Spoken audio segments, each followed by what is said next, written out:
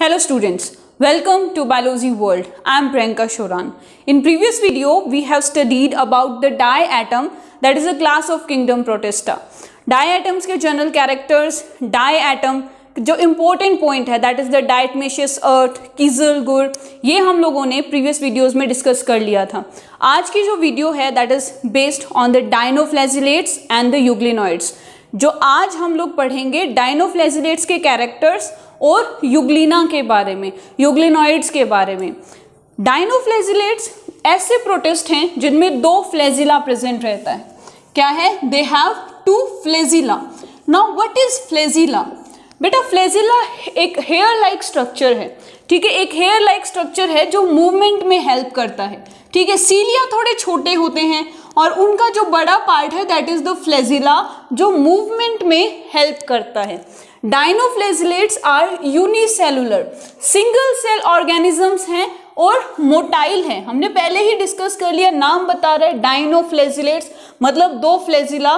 तो जो मूवमेंट होगी तो वो किसके थ्रू होगी? दो फ्लैजिलास के थ्रू होगी. और कोई भी ऑर्गेनिज्म अगर मूव करता है तो हम उसे कहते हैं मोटाइल ऑर्गेनिज्म, और जो मूव नहीं करता दैट इज द सेसाइल. मतलब कोई अपनी जगह पे रहता है, किसी सबस्ट्रेटम से अटैच है और उसमें किसी भी प्रकार की मूवमेंट नहीं हो रही है, that is known as the sessile. ठीक है, लेकिन जिसमें मूवमेंट होती है, लोकोमोशन होती है, उन ऑर्गेनिजम्स को हम कहते हैं मोटाइल. मतलब जो एक जगह से दूसरी जगह पे जा सकते हैं, they are known as the motile organisms. Dinoflagellates they are covered by a membrane. ठीक है, dinoflagellates are covered by a membrane that is known as theca. क्या बोलते हैं इसको? थिका बोलते हैं.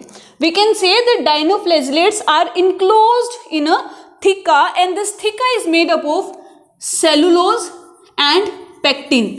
ये जो थिका है ये किससे बना हुआ है? सेलुलोज और पेक्टिन से बना हुआ है. और ये सेलुलोज और पेक्टिन की ऐसी अरेंजमेंट है कि ये एक आर्मर्ड स्ट्रक्चर नजर आता है. आर्मर्ड मतलब ये जो वॉर वगैरह होती है, पुराने ज़माने में जब युद्ध होता था, लड़ाइयाँ होती थी, तो जो सोल्जर्स हैं वो अपने आप को प्रोटेक्ट करने के लिए एक स्कल्पचर्ड एक गोल सा कुछ लेके जाते थे. ठीक है, अपने आप को प्रोटेक्ट करने के लिए शील्ड टाइप में. तो ये जो थिका है वो सेलुलोज और पेक्टिन के कारण उसमें ऐसी कारीगरी की गई है, एक ऐसी कारीगरी नज़र आती है कि हम जो डाइनोफ्लैजिलेट्स को कहते हैं आर्मर्ड डाइनोफ्लैजिलेट, शील्ड की तरह नजर आते हैं, जैसे कारीगरी कर रखी है. ठीक है, जैसे स्कल्पचरिंग कर रखी है. और वो किसके कारण है? Due to the cellulose and pectin. और उस आउटर कवर को क्या बोलेंगे? उस आउटर कवर को हम कहेंगे थिका. जो फ्लैजिला है वो हेट्रोकोन्ट टाइप का है. अब ये क्या होता है? फ्लैजिला दो तरह का होता है, आइसोकोन्ट एंड हेट्रोकोन्ट. आइसोकोन्ट का मतलब है कि अगर दो फ्लैजिला प्रेजेंट है, फॉर एग्जाम्पल दो फ्लैजिला प्रेजेंट है और दोनों सेम है. ठीक है, दोनों क्या है? सेम है, तो हम कहेंगे आइसोकोन्ट टाइप ऑफ फ्लैजिला. लेकिन अगर दो अलग अलग टाइप के, ठीक है, डिफरेंट टाइप के फ्लैजिलास प्रेजेंट है, अगर डिफरेंट टाइप के फ्लैजिला प्रेजेंट है तो उसे कहेंगे हेट्रोकोन्ट टाइप ऑफ फ्लैजिला. तो जो डाइनोफ्लैजिलेट्स हैं उनमें कैसा फ्लैजिला होता है? हेट्रोकोन्ट. एक लॉन्गिट्यूडनल होगा, एक ट्रांसवर्स होगा, दोनों के बीच में यूजुअली 90 डिग्री का एंगल रहता है. और ये जो फ्लैजिला हैं ये आपस में बीट करते हैं. ठीक है, 90 डिग्री का एंगल है, एक लॉन्गिट्यूडनल है, एक ट्रांसवर्स है, और दोनों क्या है? एक दूसरे के साथ बीट करते हैं. और उस बीट करने के कारण ये मूवमेंट शो करते हैं. और इस तरह की बीटिंग या जो मूवमेंट है वो क्या कहलाती है? Whirling whip. ठीक है, जैसे दो धागे थे उनको खींच के हमने छोड़ दिया तो वो आपस में बीट करेंगे और बीट करने के बाद वो मूव करेंगे and that type of movement is known as whirling whip. ठीक है, पिगमेंट्स की बात करें तो क्लोरोफिल ए प्रेजेंट है, क्लोरोफिल सी प्रेजेंट है. ठीक है, कैरोटिनॉइड्स प्रेजेंट है, ज़ैंथोफिल प्रेजेंट है. Reserve food in the form of carbohydrates and the fat. ठीक है, रिजर्व फूड क्या है? कार्बोहाइड्रेट और फैट के फॉर्म में प्रेजेंट रहता है. रिप्रोडक्शन की बात करें, asexual as well as sexual दोनों टाइप की रिप्रोडक्शन डाइनोफ्लैजिलेट्स में होती है. ठीक है, they show a specific characteristic that is the bioluminescence. ठीक है, एक स्पेसिफिक कैरेक्टर प्रेजेंट होता है इनमें डायनोफ्लैजिलेट्स में, that is known as the bioluminescence. Bioluminescence मतलब दे एमिट लाइट। ठीक है, उनकी जो बॉडी है वो लाइट को छोड़ती है, उनकी बॉडी से लाइट निकलती है, और कोई भी ऑर्गेनिज्म की बॉडी से अगर लाइट निकल रही है then that is known as the bioluminescence. Example noctiluca, और नॉक्टिल्यूका को सी घोस्ट भी कहते हैं। क्यों बोलते हैं? क्योंकि ये रात को चमकता है। ठीक है, ये जो बायोल्यूमिनेसेंस की जो एक कैरेक्टर है, एक्टिविटी शो करता है, उस एक्टिविटी के कारण ये रात को चमकता है और इसका नाम है that is the sea ghost. ठीक है, कुछ डायनोफ्लैजिलेट्स लाइक गोनियोलिक्स, ठीक है, लाइक गोनियोलिक्स।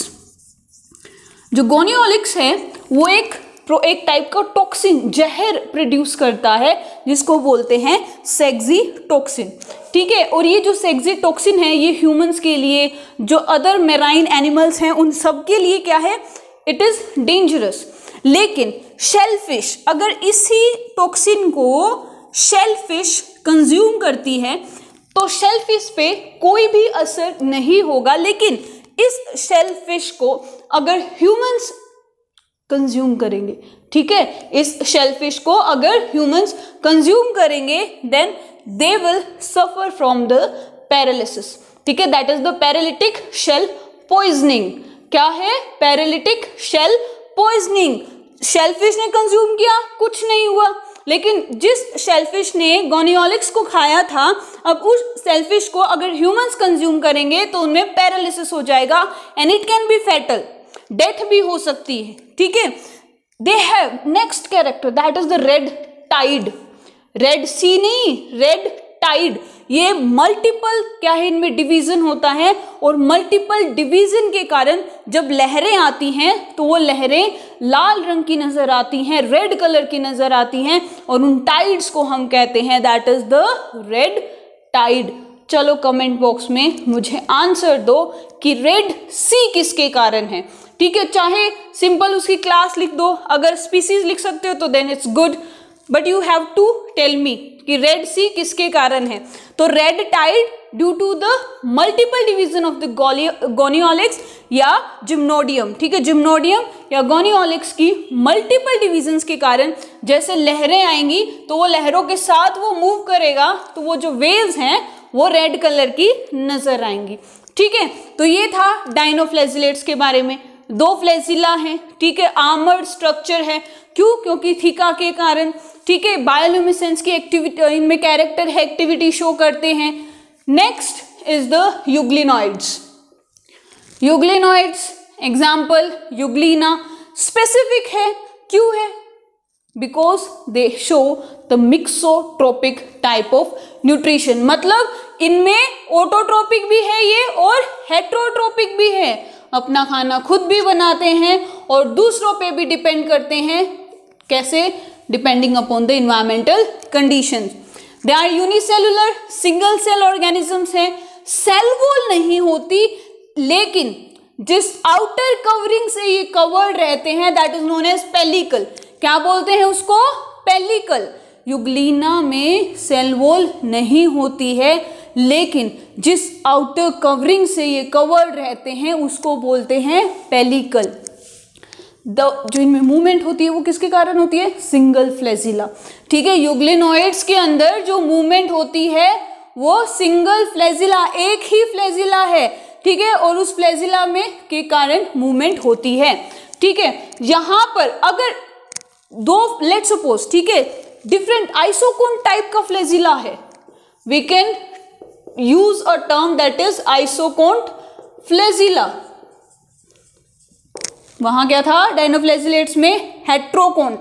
लेकिन यहाँ पे क्या है? सिंगल टाइप का फ्लैजिला है, सिंगल फ्लैजिला है, ट्रांसवर्स लॉन्गिट्यूडनल नहीं है।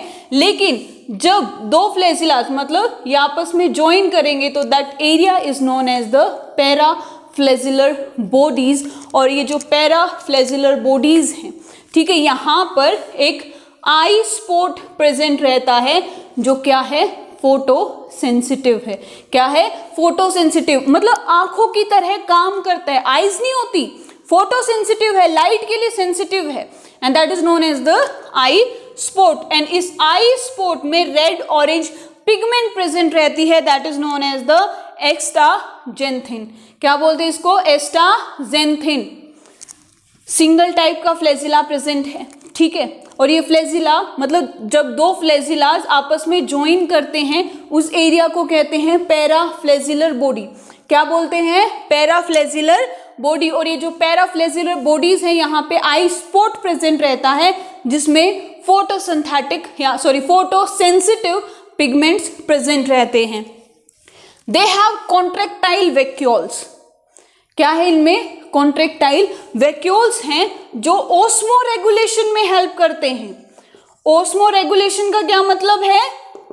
जो वाटर और सोल्ट को बैलेंस करते हैं, जैसे हमारी किडनी करती है एक्सक्रीशन, ओस्मो रेगुलेशन, ठीक है। बॉडी में सोल्ट का और वाटर का क्या करती है? बैलेंस बना के रखती है। तो वैक्यूल्स, खाली जगह, ठीक है। अलग अलग टाइप के वैक्यूल्स होते हैं, like food vacuole, gas vacuole, contractile vacuoles. तो गैस वैक्यूल जो क्या है? वेस्ट मटेरियल को स्टोर करते हैं। फूड वैक्यूल्स जो फूड को स्टोर करके रखते हैं, ठीक है। एंड द कॉन्ट्रैक्टाइल वैक्यूल्स जो एक्सक्रीशन का काम करते हैं, जो सोल्ट और वाटर को बैलेंस करके रखते हैं, मेंटेन करके रखते हैं बॉडी में। न्यूट्रिशन, मिक्सोट्रोपिक, मतलब दोनों तरह की न्यूट्रिशन पाई जाती है। Reserve food material is paramylon, बहुत इंपॉर्टेंट है, ठीक है। Reserve food material that is the paramylon, example euglena and paranema. तो जो फोटोसिंथेटिक टाइप ऑफ प्रोटिस्ट हैं, डाइनोफ्लैजिलेट्स, डायएटम्स, यूग्लिनोइड्स, ये कर लिया हमने, कंप्लीट हो गए हैं। Now we will start about the slime moulds and the protozoans, ठीक है। स्लाइम मोल्ड्स के बारे में पढ़ेंगे और प्रोटोजोअन्स के बारे में पढ़ेंगे, लेकिन नेक्स्ट वीडियो में। So if you like my video then please share and subscribe my channel. Thank you.